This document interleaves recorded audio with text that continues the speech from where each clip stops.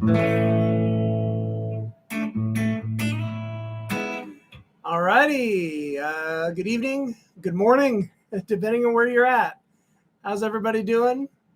What's up, Elias? How you doing? Good to see you. Hope everybody's well. Let me know you're all out there and doing good. If you're new with us, we got Louisiana here. What's up? How you doing, Kermit? Okay, so for those of you joining for the first time, hey, Ron, Danny, what's up? Steve O, the Duke from Missouri. Awesome. Happy Friday. Back at you, Ron, and everybody else. If you're new to it, expand the description below the video. We've got a PDF with the tabs for tonight's lesson, which is 7th Chords. I'm going to talk all about 7th Chords tonight and give you a little refresher if you know a little bit about it, hopefully, and show you lots of examples, some voicings and applications. Jim Gregory, what's up? And Craig from Melbourne, good day. Pierre is here, excellent. Hey, Jay, what's up?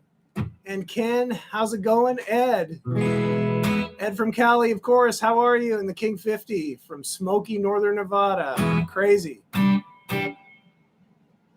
A tremolo drill in the future. Absolutely, Rich. We'll do that. Absolutely, we will. Peter, what's up? Good to see you. Jody 1. All right. And Steve from Melbourne as well. Good day. Excellent. I will definitely do a tremolo. I'm going to make a note of that right now. A tremolo exercise. Okay, excellent. We're going to do a guitar workout next week, so I'll throw some stuff in there. Absolutely. Tremolo drill. Zane, what's going on? I appreciate that. Unison bends. Excellent. Rusty, what's up? Good to see you. All right. All right, so we're gonna talk about a little bit of theory off the top here. Any plans to update some of the older songs on GT like Dust in the Wind, Elias? Good point. Yes, there is talk of doing some upgrading of some of the really old songs that are still on the site to sort of get them in 4K and all that kind of stuff. So yes, that is being talked about. So I will pass along that you've been asking about this. Peter, have you seen this new Boss guitar at Sweetwater? I actually have seen it. I have not seen it in action. I know there's some videos out there now of this new Boss guitar, which is it's a regular guitar, but it also has the synth stuff built in, as far as I know.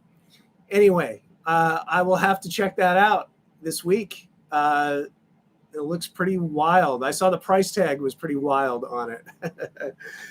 Igor, what's up from Mexico City? Welcome. Excellent. All right, so we got you all here.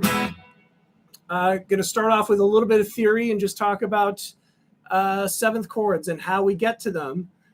Spiky, what's up? And Ray Valone from Auburn. Excellent. Put a word in for Harrison songs. We actually got, I'm going to be filming Got My Mind Set on You in a couple weeks. That's on the list. One of his solo tracks from would have been late 80s, early 90s. Got My Mind Set on You.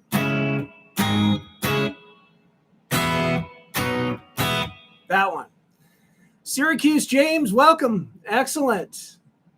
Rusty, Sweetwater's been sold. I did hear that news. Yes, to a private equity firm. Not so different now than Guitar Center, I guess, right? Anthony, what's up? And MKA Melt. Welcome, everybody. All right. Okay, so here we go. So I'm going to look at exercise 1 and just sort of talk about a little bit of theory behind how we arrive at 7th chords.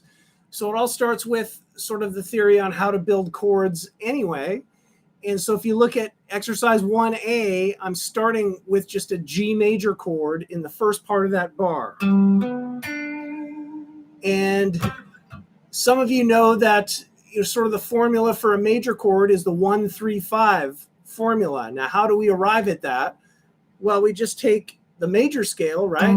So if I'm talking about building a G chord, I'm going to play through a G major scale. Okay, I'm doing this up in the 7th position with the G note at the 10th fret of the A string. That's one of the spots for a G major pattern, right? Or a major scale pattern. Now, in order to make chords out of this scale, we harmonize. Okay, so we're going to harmonize the notes within the scale. So we start with the root, the G, and then in order to harmonize, we skip the next note in the scale and go to the note after that, which would be the third in the scale, right? So now I've got a G and I've got a B note, okay? So skip the next one after B, and I land on D, so that's the fifth. So I've got root, third, fifth. And if I play those notes together, that's a G major, okay? That's how we arrive at chords. So in order to make a seventh chord, what do I do? Well, I'll go root, third, fifth, and then add a note to it. I'm going to add the seventh. So I go past the sixth of the scale. The seventh of the scale is the F sharp. So now I'm playing a four-note chord, a root, third, fifth, seventh.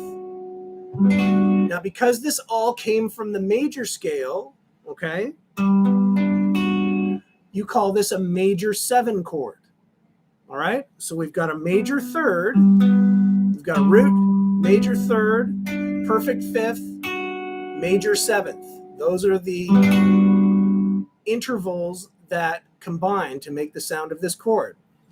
So straight major triad, and then now we make a four-note chord to make it a seventh chord. So you need four notes to make a seventh chord. And in this case, since all of the notes are from the major scale, specifically the major third and the major seven, we call that a major seventh chord.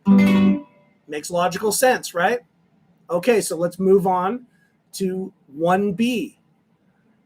And now let's think about the minor scale. So if I start with my G note again and play a minor scale, has a different tonality, but the methodology for creating a chord from that scale is exactly the same. I'm going to start with the root, skip the second, and go to the third. This time, the third is a different note than the major scale. Okay?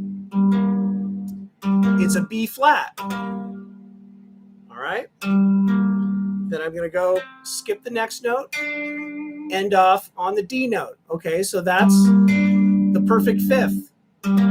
So the only difference between a G major and a G minor is that third. There's the major third, there's the minor third, and you get that minor third from the minor scale. Okay? All right. Now, to make the seventh chord, I'm going to go up one more time. Okay? Now I have to add this F note to the chord to make it a minor seventh chord. And I can't really, F. There we go. This becomes a minor seven chord. So this is G minor seven. I've got the root, minor third, perfect fifth, minor seventh, which is an F note. Okay, so the third and the seventh are different notes compared to the major. Now, this is not really a chord shape that anyone would play, okay? I'm just doing this on consecutive strings to illustrate what's happening. We've got a root, a third, a fifth, and a seventh. And the third and the seventh are minor, or they're flat. Sometimes we call that a flat third, a flat seventh, okay? That makes you a G minor seven chord, okay? Once again, a four-note chord, the third and the seventh are minor, which brings us to 1C. Okay, now we've got a third flavor of seventh chords. And what would happen if you make a chord with a major third and a minor seventh? And when you do that, you end up with what's known as a dominant seventh chord, or just a straight G7 in this case, which would be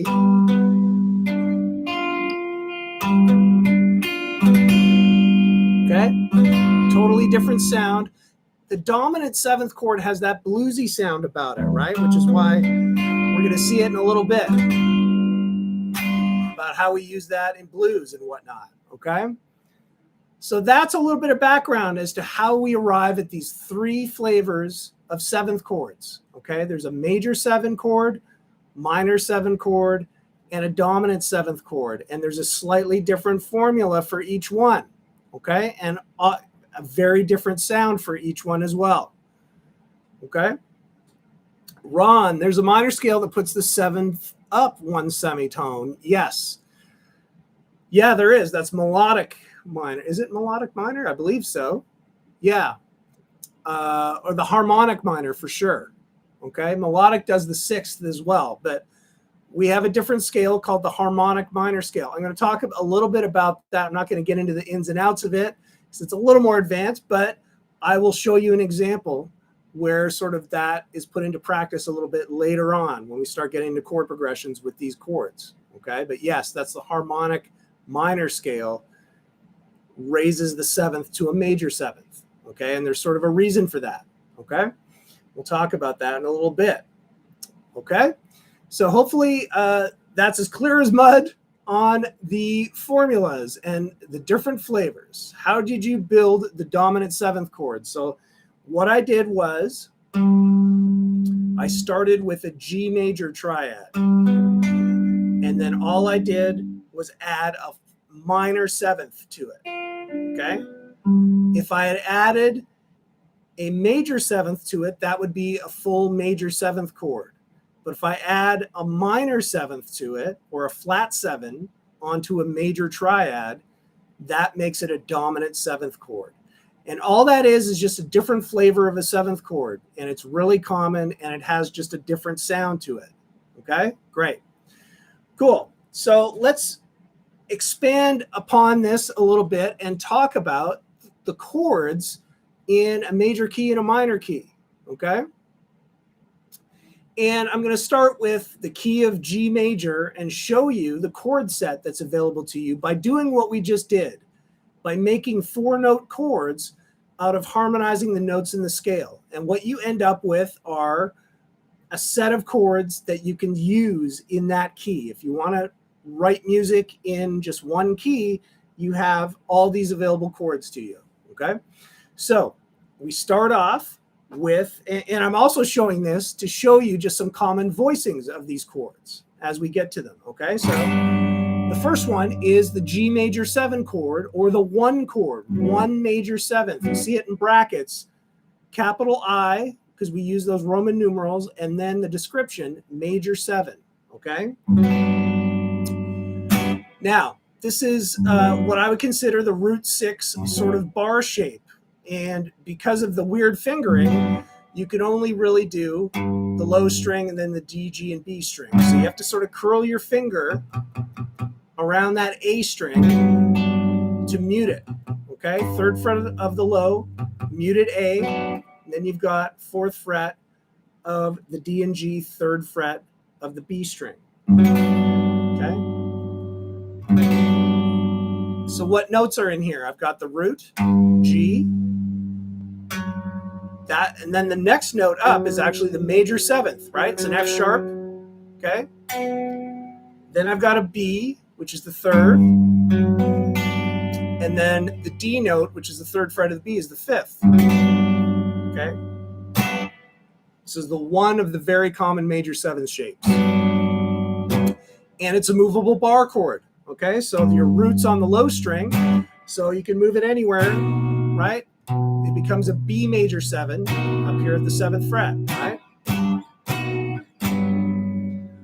Okay, that's your 1 chord in the key of G. All right, let's look at the 2 chord. A minor 7. And you see it in brackets with lowercase I, the Roman numerals, lowercase. That sort of gives you, it tells you that that's a minor type of chord. And then minor 7, okay? This particular shape is 5th fret of the low string, once again, curling around the A string to mute it, okay? and then just flattening on the same fret all the way across from the D string all the way up. And yes, the cage system does work well to practice these. And in fact, I can kind of show you along the way that each of these chord shapes is basically within the cage system, okay? So you have a chord shape, whether it be a major 7 chord, a minor 7 chord, or a dominant 7th chord, you have a scale right there, okay? With those chord notes embedded in it, okay? So yeah, you can definitely use that to practice and sort of tie the fretboard together a little bit. Okay, so this is a very common minor 7th shape with the root on the low string. A minor 7 like that. Okay, and once again, this is movable. And as you'll see, actually you won't see because I switched string sets. So now when I get to the 3rd chord, the 3 chord, 3, lower, let's see, assume on both chords you're not playing the high E string, correct. Yeah, just going to, well actually on the minor 7th I can. It's really hard to do it on this one, the major 7, but the minor 7 you can because you're just flattening this finger down. Okay? All right, the 3 chord, which in the brackets you'll see it, 3 I's, the lower case Roman numeral. Now we've got B minor 7. So a lot of you have seen this shape. I'm barring down to the 2nd fret of the A all the way up, 4th fret of the D string, 3rd fret of the B string. Okay? So far we've got 1 chord, 2 chord, 3 chord. All right. 4 chord goes back to a major 7 shape. And so this is another common major 7 shape with the root on the 5th string. Okay, I'm barring down on the 3rd fret. This is a C major 7. Okay, 3rd fret, barring all the way down. I'm adding the 5th fret of the D string, 4th fret of the G, 5th fret of the B string. And so on this one, I am getting the top string with it. Okay. And then what happens if you go through that exercise of going through the G major scale and harmonizing all the notes? In the case of D, which would be the 5 chord, you end up with a dominant 7th chord because it's got a C note in it, which is the flat 7 or the minor 7th in relation to D. Okay? So this shape is barring down from the 5th fret all the way up, adding the 7th fret of the D and B string. And that's your dominant 7th bar chord, root on the 5th string. All of these chord shapes are movable. Okay, so you can transpose them into any key you like, and the root is always the lowest note. Okay?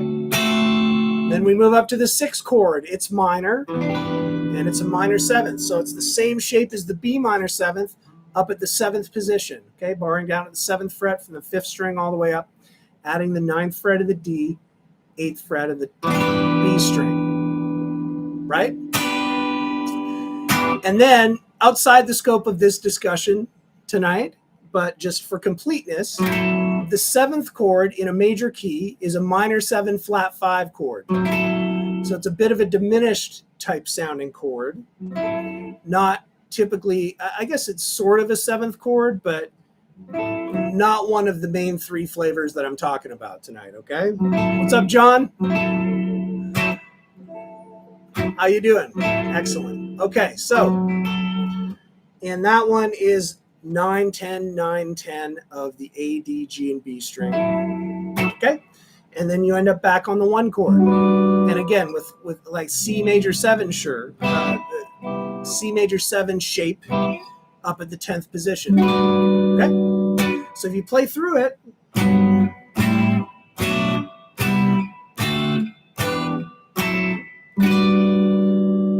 be able to hear that major scale movement, right? And so there's a chord attached to each of those notes that become roots of those chords as you go through the major scale. All right, so I'm going to go a little bit faster now. Same idea behind a minor key, okay? Actually ends up being the same chords, just sort of jumbled up a little bit differently. So the 1 chord in a minor key is a minor 7th chord. What's up, Audible? How you doing? Yeah, we're at the end of it. We're going on to 2B, which is the third row there, okay? All right, so we've got 3rd fret of the low string, curling your finger to mute the A string and barring down from the D string all the way up, all on the 3rd fret. That's your G minor 7. Okay, that's the 1 chord in a minor key. Okay, then what happens is the 2 chord in a minor key is that minor 7 flat 5, that diminished sound. Okay, so here you're seeing a different voicing. I'm not going to go over it. It's a little bit outside the scope of tonight. Okay, but that's that. Then we go to a flat 3rd chord. Okay, so in a minor key, sometimes those Roman numerals have a flat before them. Okay, it's just the way it works out with the minor scales. So we have B flat major 7 is the flat 3 chord in a minor key. Okay, and we've already seen this shape in the previous example. Just moved up for a B flat root. Right? Then C minor 7. So now I'm switching to root 5, bar chord shape. And you've seen this shape. We did the B minor 7, just up 1 fret. You get C minor 7. Up 2 more frets, you get D minor 7. Those are the 4 and 5 chords in a minor key. So check it out. The 1, 4, and 5 chords in a minor key are all minor. Whereas in a major key, the 1, 4, 5 chords in a major key are all major. Okay? All right. So there, Kermit, I apologize. We're getting to the examples in a second. Just giving some background. Hang with it best you can. All right. So we've got the 4 and 5 chord. And then we have a flat 6 chord, which is a major 7. E flat major 7, F major 7, and then there we go. That's a mistake. It should be F dominant 7th is the 7 chord, and then G minor 7. Okay? So there is a mistake there. Didn't count. Always got a mistake in one of mine. I apologize for that. All right. Clear as mud, I'm sure.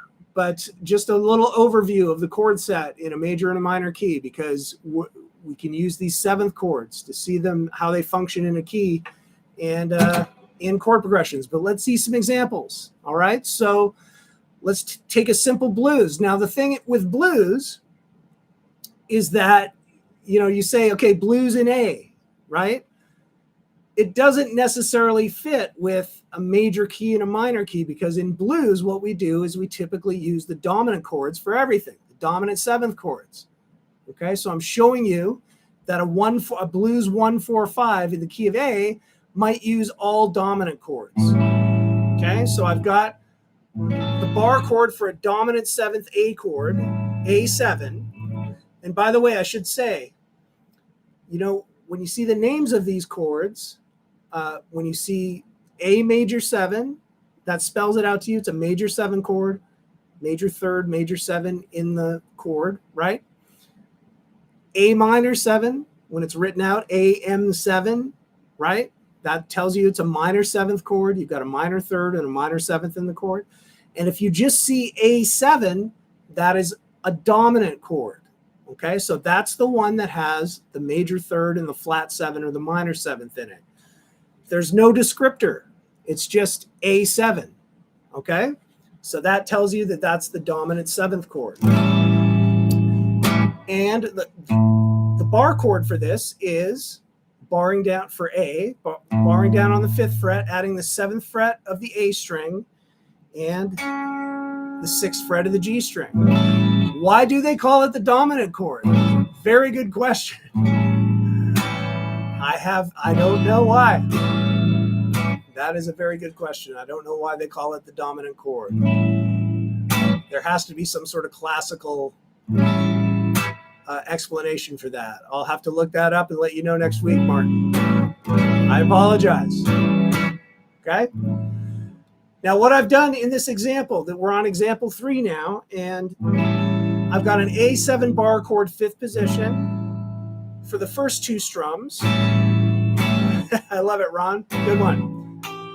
There's an alternate voicing for this where you add your pinky to the 8th fret of the B string onto the chord. And it sounds a little more pronounced. Okay? So let's go through and have a look at what the notes are here. We've got root, 5th, there's your flat 7, there's your 3rd, 5th, and a higher root. So the G, which is the flat 7, right, which is always it's 2 frets down from the root, the flat 7 or the minor 7th, right? That's a G. We've got it sort of lower here, okay? Now I've got it. With the pinky, I add the upper octave onto it, and it makes it a little more pronounced, that bluesy sound.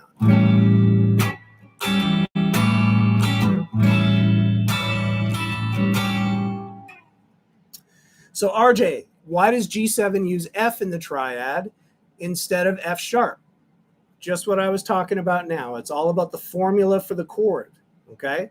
What we've done to make a 7th chord, specifically a dominant 7th chord, which is what G7 would be, what we've done is taken a major triad, but done a minor add a minor 7th to it instead of a major 7th. So that is why we don't use F sharp. Okay, if we used F sharp with a G major triad, you would get a major 7th chord. Okay? But if you flat the 7th, you end up with the dominant 7th chord. Okay? It just sort of has a bluesy sound. It's a different sound, but it's very common, obviously. Okay? There we go. All right, 3 half steps down from the root. The dominant resolves to that root. I think we're kind of close on that description. I'm not 3 half steps down from the root. I'm not sure that works out in my mind, but I think we're getting close with that, James. So just be careful, because in this case, 3 half steps down would give you the 6. Okay, so might be something out of context there with that explanation. All right. Let's just play a blues, okay? Most blues, you're going to use all 7th chords, which are just dominant, okay? So you've got these bar chords, right?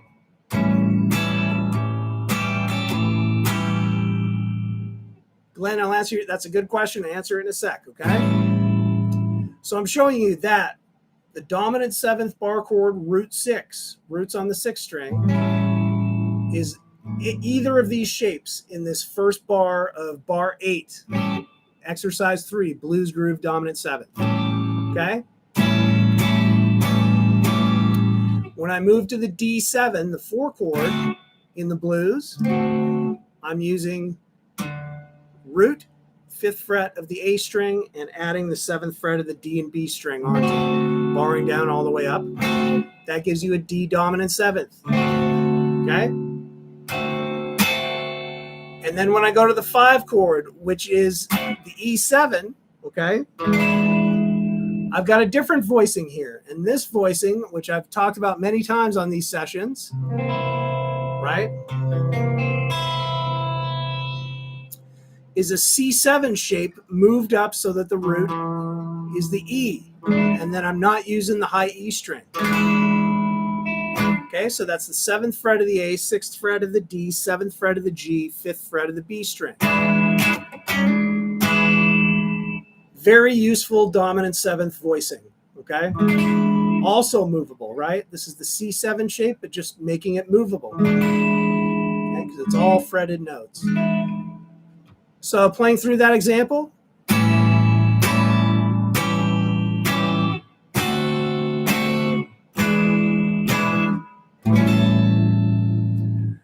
You change the groove a little bit.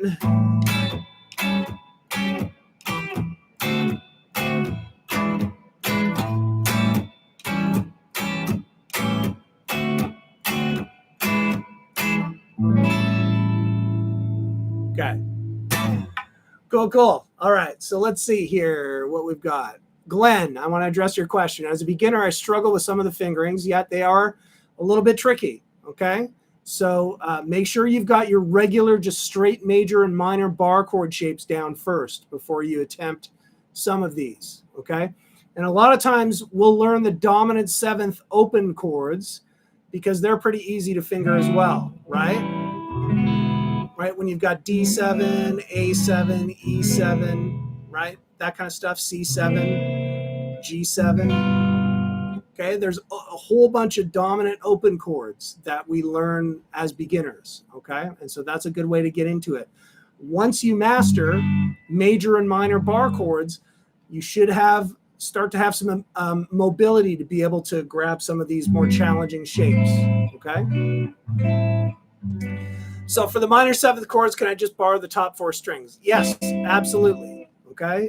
Some people thumb the low string if you can do that, right? And that works really well when you're playing along with a track or that kind of thing where there's bass or there might be a keyboard. A lot of times they'll be covering the bass notes. So you can, a lot of these voicings, you can infer the chord, is what they call it, just by playing sort of the upper part of the chords. So yes, okay. Mark, raise a dominance root a half step and you have a diminished seventh. There you go. That's a good one. Cool. We'll have to do a whole diminished chord workshop. That's a whole other thing. James Cody, dominant is the fourth down from the root.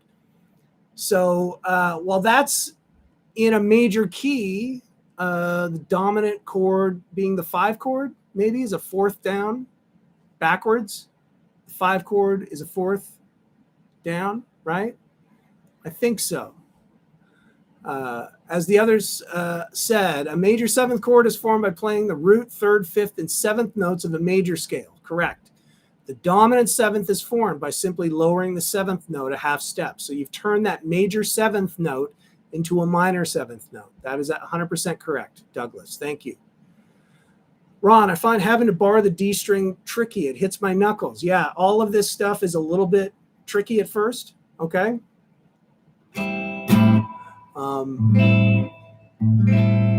But getting some mobilities on the fingers, and you'll start to be able to, major 7th, diminished chord, or minor 7 flat 5s, okay?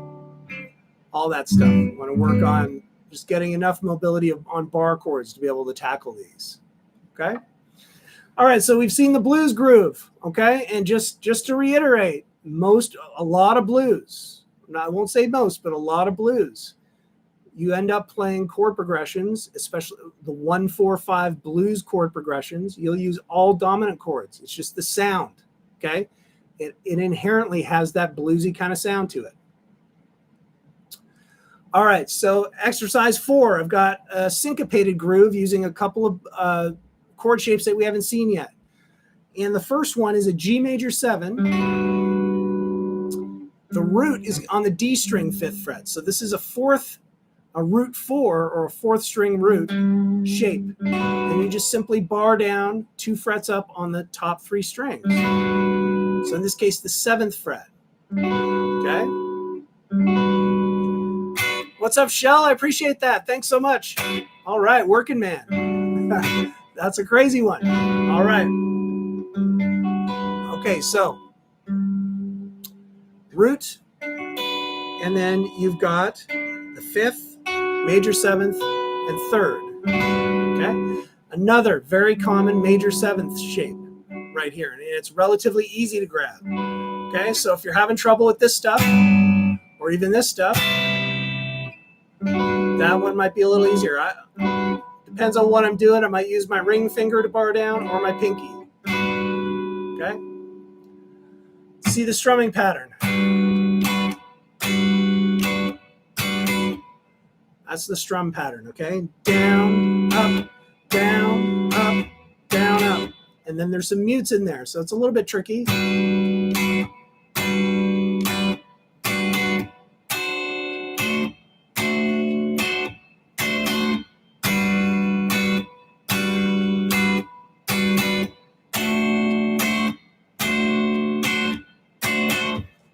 So that's the chord progression. The second one is a D7. Now, this is a voicing that doesn't have the root as the lowest note. Okay, so you could expand this, all right, to include the root. But a lot of times, we just grab this shape up top, okay? But you could do it as a full sort of bar chord a little bit, like 5th fret of the A string added on to that voicing, which is the D major triad, barring down to the 7th fret of the D, G, and B string, and then adding the flat 7, the C note. Okay, that's a minor 7th in relation to D. It's 2 frets down from D. We're adding that onto the chord. So if we have a major triad and add a flat 7th to it, we've got a dominant 7th chord. Okay, so what's cool about this chord progression is that we're going from the 1 major 7 chord to the 5 dominant 7th. Okay, which is very common, right?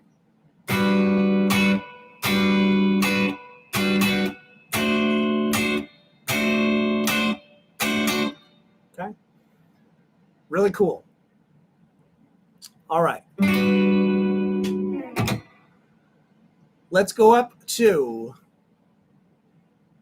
exercise 5, pop strum. Okay, so here I've got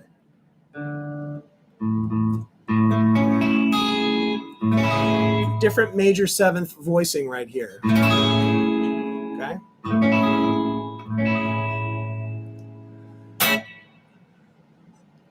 Sometimes the shell voicings work really well if you're high up on the neck. Absolutely. And for those of you who don't know, shell voicings kind of outline the chord a little bit by just picking 1 or 2 notes up top and maybe adding a low note, okay? And just give you a different sound and kind of highlight different notes in the chord, okay? It's sort of beyond the scope of what we're talking about today. I just want to get some bread and butter kind of shapes for 7th chords and show them to you in some common chord progressions. But Mark, absolutely.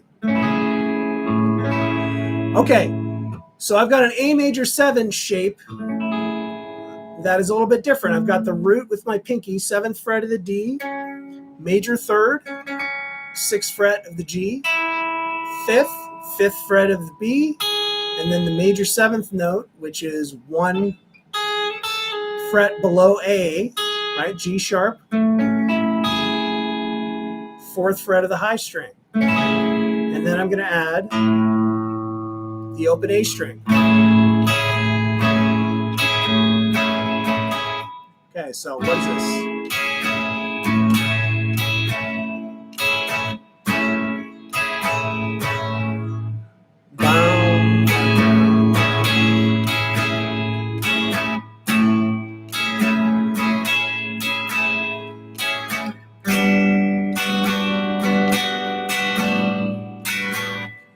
All right, so what we've done here is just move that chord shape down 2 frets to make a G major 7. Okay? Still holding on to that open A string. So it sort of gives you a little folky kind of pop kind of sound, but really cool ways to move those major 7th chords around the neck a little bit.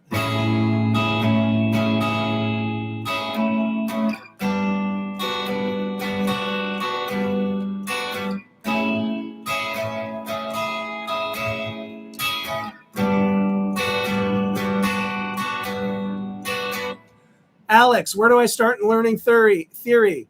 Learn the basics on guitar tricks. Start at fundamentals. Okay, just work through fundamentals 1. And it goes really slow. You can go at your own pace. And it's a great way to just start with the basics. Okay? Absolutely. Okay, I realize that we are kind of a little bit advanced off the top with the theory a little bit. But don't worry, we're getting into a little more playing here and seeing these chords in action. Erica, what's up? My hand barely stretches that much. It is a little bit tough. What you want to do to practice this stuff, if your fingers are finding that the stretch is a little bit too tough, move up the neck, okay, to where the frets are a little bit closer, and just get your fingers used. Okay, and just practice making those shapes and moving it down the neck. And when it becomes a little bit too much, just move it back up to where you can do it and just work it for a little while, a couple minutes a day.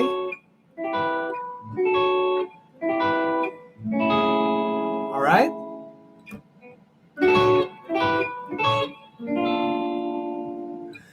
So exercise 5 is just simply taking that shape, adding sort of a pedal note with it, okay? And just moving it down 2 frets. You get sort of that sound. I think of that band, 70s band Bread.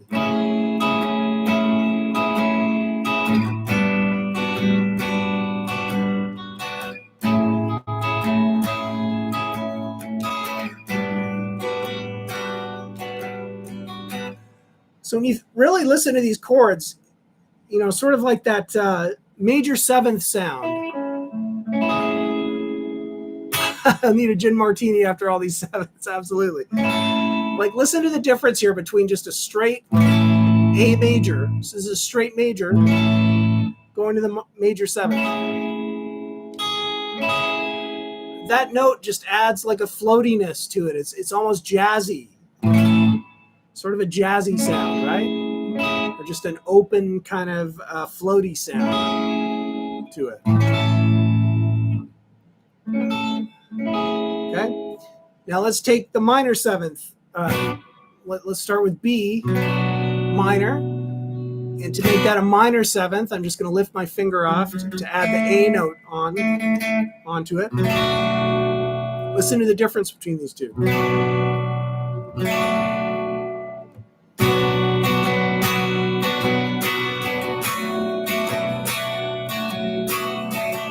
Yeah, it's very similar. It's sort of a subtle little difference between the full minor chord versus the minor 7th chord. But again, I feel like it adds like an openness and just a little bit extra there, right? Okay. Don't worry about it. These chords are used all the time in jazz, but they're used all the time in all the other genres, right? Let's listen to the dominant 7th sound. Has that bluesy sound, right?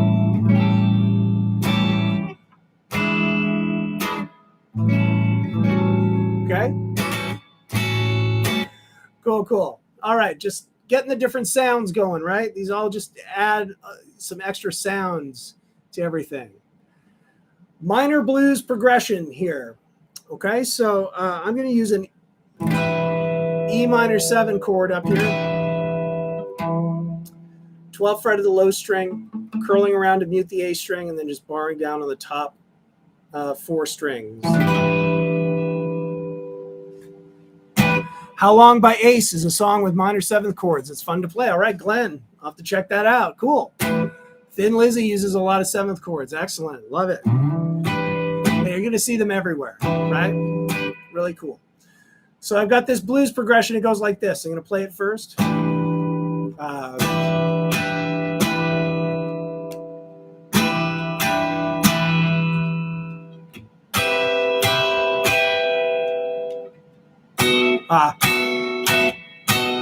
That's what it is. So.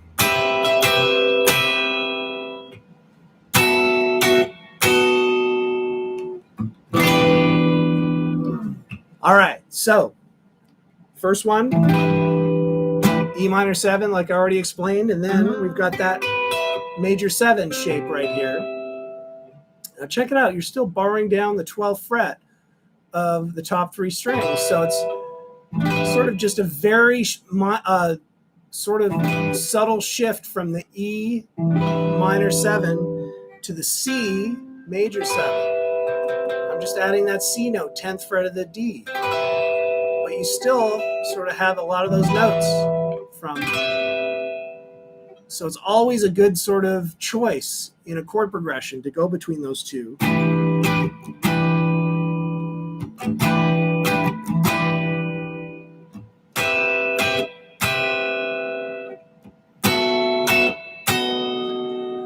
All right, so let's check it out. It starts off with a B7 sus4 in the last bar.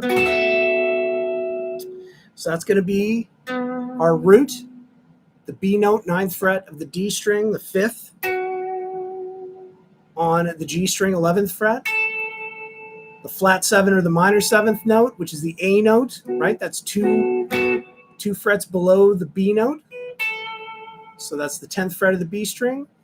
And I'm starting off with the 12th fret on the high string and then resolving to the 11th fret. The 11th fret is the major third in that chord. When I move it up 1 fret, it becomes a sus4. So I've got a dominant 7th sus4 chord. And that's a really common move, to use that sus4 and then resolve on the 3rd back to the full dominant 7th chord. So you're coming from C major 7,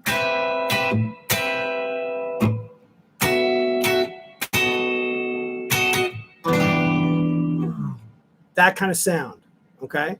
And in fact, that's very similar to the sound in like Thrill Is Gone, B.B. King. That's a sort of a minor blues. And it has that chord progression in it, where it has that move, where you're going to a major 7th chord and then dominant 7th chord back to a minor chord, which is the 1 chord. All right?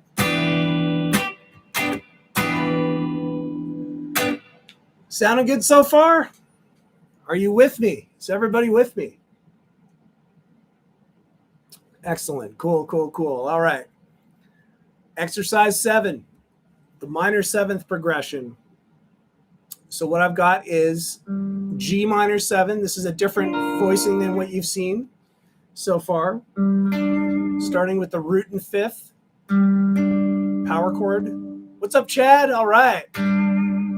Good to see you. 5th fret of the D, 7th fret of the G, and then a little tricky to push down with your middle finger on the top 2 strings, in this case, the 6th fret. This is a root 4, okay, 4th fret root. 4th string root. Root's on the 4th string, or the D string. Movable bar chord shape for a minor 7th chord. So it's a little bit tricky. You got to get that sort of the flat part of your finger down there to get top 2 strings, okay? So we've got this progression.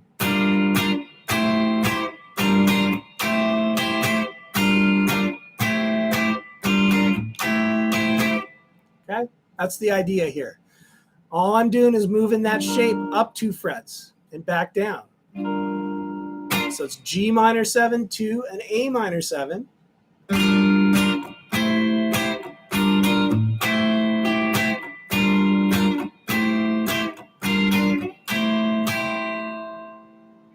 Right?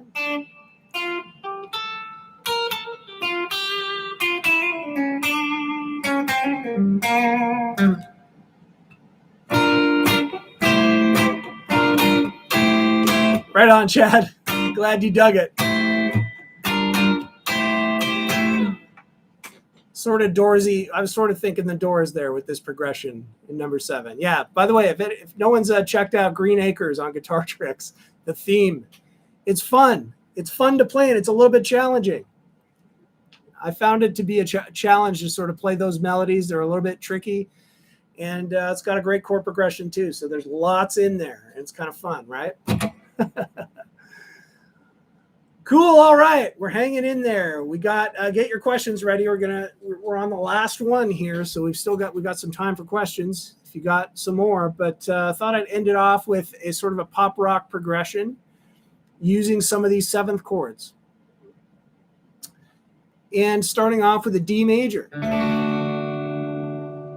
Oh yes, there you go. Absolutely, Rich. A little bit of Van Morrison, right? That sort of vibe too. Yeah, I guess so.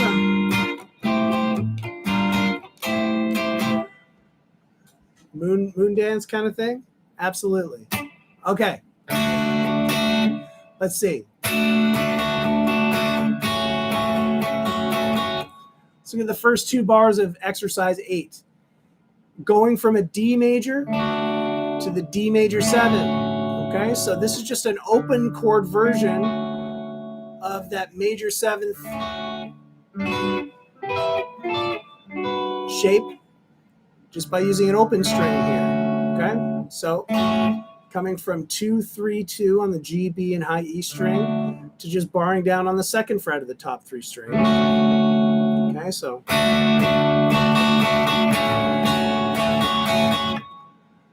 next is a B minor 7th, but with no 5th. So this is a really cool chord voicing right here. A little like Pinball Wizard in reverse. I like that. Just a little bit. All right, so I've got a B minor 7 basically, but it doesn't have the 5th in the chord, so it sounds a little bit different. I like it a lot. I love this voicing. I use this a lot of times as a substitution for a full B minor or B minor 7. I'll just use this one. Second fret of the A string, open D string, second fret of the G, and third fret of the B. Just those inside strings. Okay? From there in the last bar, we're going to the root 5 major 7th chord. The root is B flat, so it's the first fret, barring down at the first fret from the A string all the way up, adding the third fret of the D and B string, second fret of the G string. And then going up to C dominant 7. Okay, so it's almost the same, but I'm pulling my middle finger off, barring down on the third fret from the 5th string all the way up, and the 5th fret, D and B strings. Okay, so let's put it together, see if we can.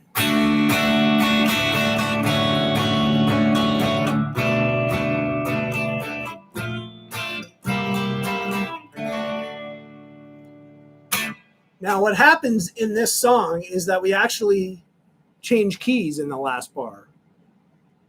Okay, we got the 1 chord, and then we stay on that 1 chord. We just make it a 7th chord. We go to the 6 minor chord, right? We end up on a flat 6 major.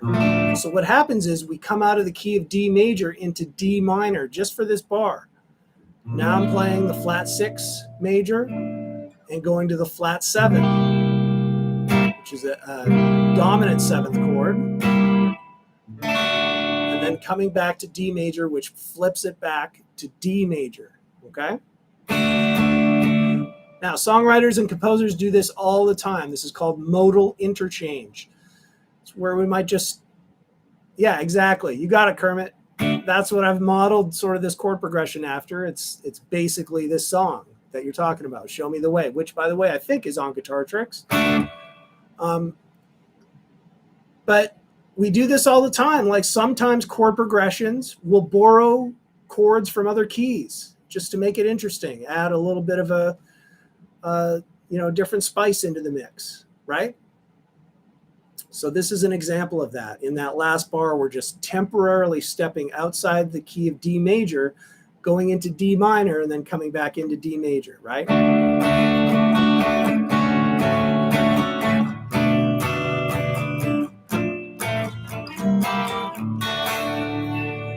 the Frampton version uses some different voicings. It starts off, the first 2 are the same. Just a straight B minor and straight major chords.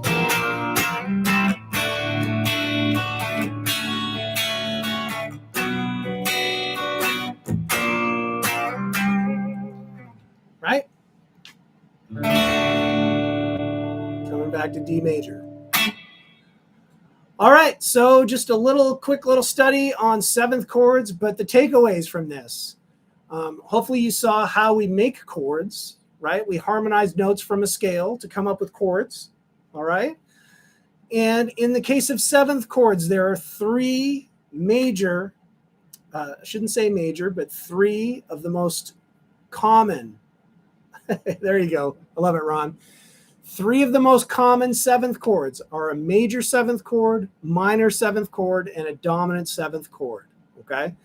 If you just see a letter and then a 7, that's always a dominant chord, which means you've got a major 3rd in the chord and a minor 7th or a flat 7th, okay? All these chords use root, 3rd, 5th, 7th. It's the quality of the third and the seventh that dictate the type of sound and the type of chord you're going to end up with. Okay. So for a major seventh chord, your third and your seventh are major. For your minor seventh chord, your third and seventh are minor. And then for that dominant seventh chord, you've got a major third and a minor seventh. R.I.P. Charlie Watts. I'm with you. Yeah, that's a huge loss. Huge loss. I'm a huge Stones fan, and man, everybody's getting up there, right? That is a huge loss for sure. Shell, how long did it take you to learn Working Man? How long do you think it would take me if I practice 1 to 2 hours a day? I have the first solo memorized and riff memorized. I'm trying to stay hopeful. It took me a long time. I'm not going to lie.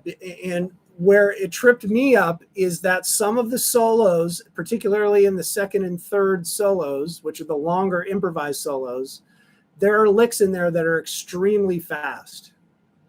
And so, yeah, there's a lot of information in there, first of all. So it sort of takes you longer to learn a song like that if you're looking to learn all the solos. As far as the riffs go, like if you were just going to learn the riffs and then just sort of improvise the solos, it shouldn't take you that long to learn the riffs. And it sounds like you've already got the riffs down, right? And, you know, I've known that song from years and years and years ago, but I've never learned the solo note for note, which is what we teach on Guitar Tricks. We teach you the solos note for note. So I had to dig in and learn it note for note. And it was really challenging, okay? And it was really challenging for me, mostly because of the speed of some of those licks in there, okay? So I can't say how long that's going to take you. If you're committed to learning those solos, it might take a while. I don't know, you know, your guitar playing background, your experience, your skills, all that kind of stuff. But I can just tell you that it took me a lot longer than I thought it would take, because once I dug in, I realized that some of those licks were super fast and tricky. Okay. But a song like that, like, I feel like, you know, if you're playing in a cover band, or, you know, you're playing down at the pub or playing casinos or whatever it is, and you play a song like that, 9 times out of 10, if not 9.9 times out of 10, the guitar player is never going to play that note for note. It's just an opportunity to improvise and solo, you know, improvise your solos, right? And so that's what a lot of guitar players would do, is just sort of maybe, you know, kind of learn some familiar phrases or sort of motifs from the recorded version, but then just use those as shells to, you know, bounce off and do your own improvising over it. Does that make sense? Modal interchange, correct. Douglas, I'm a songwriter, composer, retired touring BMI. Excellent, Douglas. Well, thank you for joining. Hopefully you, well, as always, I hope all of you found something that was a little bit inspiring, or maybe you kind of grabbed onto something that you didn't know before, or you've seen some cool examples here. Jim, is there some sort of rule to use modal interchange safely? Man, there's no rules. You know what? I'm going to say, you know, there are things that you can do. If you sort of know music theory, there are some things that you find out over time that can kind of give you a shortcut into knowing things to do on how to use that stuff. But I would say there are no rules. Like, just, you know, Kurt Cobain never thought about using modal interchange, right? Like, he just wrote chord progressions that he thought sounded cool, okay? And that's what it is at the end of the day, is just experiment and try stuff. And if you think it's cool, it is cool, all right? I mean, that Nirvana stuff, like, he's using power chords, but you'll hear those twists and turns in some of those songs where it definitely goes in and out of different keys, but he's not thinking about that, right? He just want to make something cool. So just do that, all right? Use your ears, and if it sounds cool to you, it is. So go for it. Mark Goodwin, I'm never going to be the fastest player in the West. I just focus on being able to connect chord tones, arpeggios, scale notes, and be creative. There you go. Love it. Awesome. I love that. Igor, thank you. Jim, thank you. Awesome. Ron's been playing the boom chick from last week all week. That's awesome. Excellent, Ron. Incredible. All right, Duke. 72. Look at that. You're killing it, man. Keep going. Keep going. That's awesome. So super inspiring. 72 years old, been playing for 3 years. Love it. All right, Steve. Thank you so much. Thanks, Chad. I appreciate that. Jody 1. Steve O. All right, everybody. Like I said, we'll do a guitar workout next week, so it'll just be a mixed bag of some interesting things, hopefully. And we'll do a lot of playing, a lot more playing, a lot less theory, right? Right on, Erica. King 50. Thank you. Thanks, Glenn. Great questions, by the way, everybody. Thanks. All right, everybody. Take care. We'll see you next week. Cheers.